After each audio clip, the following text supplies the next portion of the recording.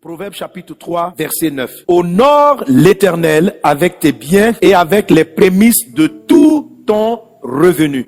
J'ai vu des chrétiens qui disent que Dieu a tout lui appartient, alors ils ne voient pas quel type d'offrande ils vont apporter à Dieu. Non, mon ami, tu dois aussi honorer Dieu avec tes biens. On a cité l'histoire de la veuve qui est venue apporter ces 2 petites pièces dans le panier. Et Jésus a dit, c'est elle qui m'a apporté les biens. Les autres ont donné de leur superflu. Ce n'est pas le montant, c'est le sacrifice. Dieu n'a pas besoin que tu sois riche. Il a besoin que les biens que tu apportes là. Il dit, honore l'Éternel avec tes biens. On n'a pas dit, honore l'Éternel avec tes mots. Quand on dit bien là, ça veut dire le côté positif. Il y a bien puis il y a mal. Est-ce que tu comprends? On dit, honore l'Éternel avec tes biens. Bien, ça veut dire matériel, mais bien, ça veut dire quand même dans la matière là, ce qui est bien. Est-ce que tu comprends? Quand on dit honorer l'Éternel avec tes biens, ça veut dire, il ne faut pas l'honorer avec ce que tu peux perdre. Ça veut dire, il ne faut pas l'honorer avec ce qui n'a pas de valeur pour toi. Ce qui n'a pas de valeur pour toi n'est pas un bien pour toi. Dieu n'est pas un mendiant. Je t'ai souvent parlé de Caïn et de Abel. C'est juste une affaire d'offrande qui les a disqualifiés, qui a ouvert la porte à Satan dans la vie de Caïn. Juste une offrande à Dieu. Caïn n'a pas adoré Satan. Caïn est venu faire une offrande à Dieu. Et Dieu n'a pas apprécié son offrande. Et Dieu n'a pas apprécié la vie de Caïn. Si vous ne pouvez pas réaliser que Dieu juge les offrandes, vous allez faire une grave erreur. Si